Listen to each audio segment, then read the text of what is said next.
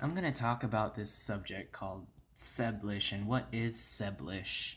Um, with a lot of things going on right now in the Philippines with language policies and stuff like that, I feel that talking about Ceblish or even Bislish for some people, and I'm going to include the Seblog and Bisalog as well.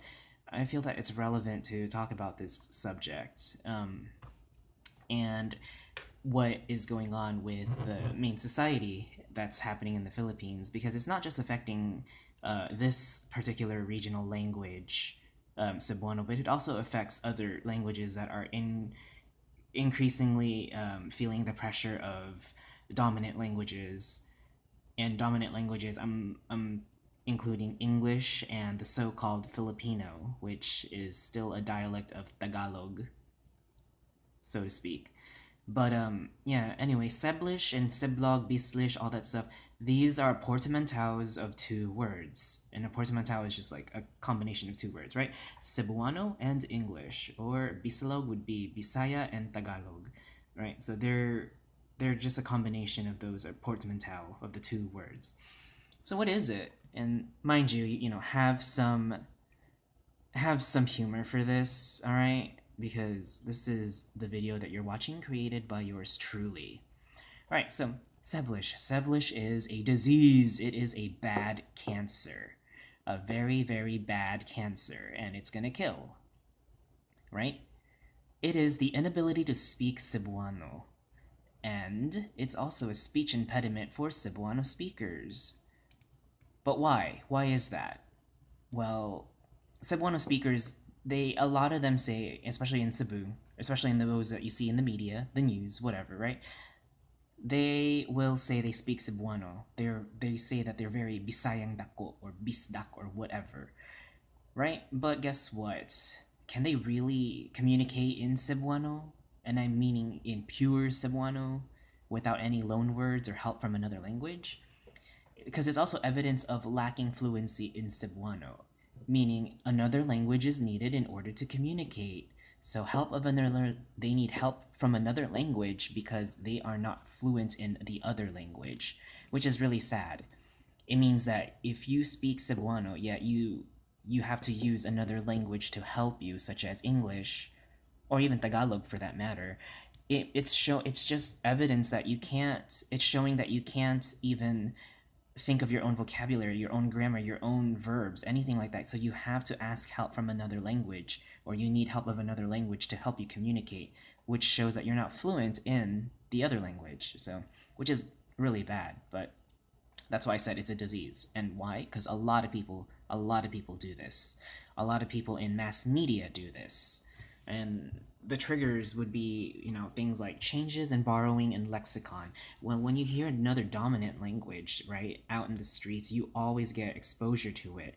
And that exposure creates this sort of diglossia, or a language that is more superior than the other in depending on the situation that you're in. So you would change a dialect of how you say or how you speak your language. You'd change the dialect to something that's more acceptable to society, or you would change some cases in some countries, in some regions, they would change the language.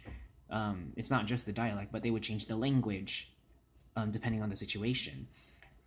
So yeah, it creates this diglossia for having either another dialect of the same language or a different language spoken, and depending the situation, right?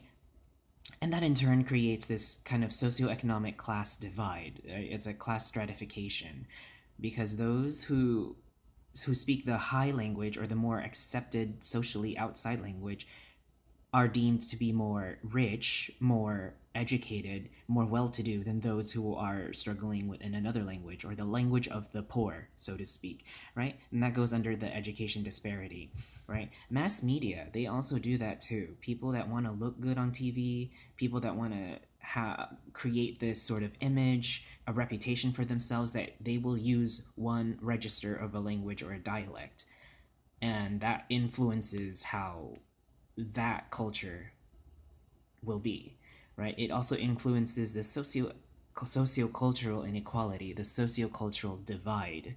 So if you take, for example, a Cebuano speaker way out in the province versus a Cebuano speaker who lives in the city, right? There is already a socioeconomic divide there.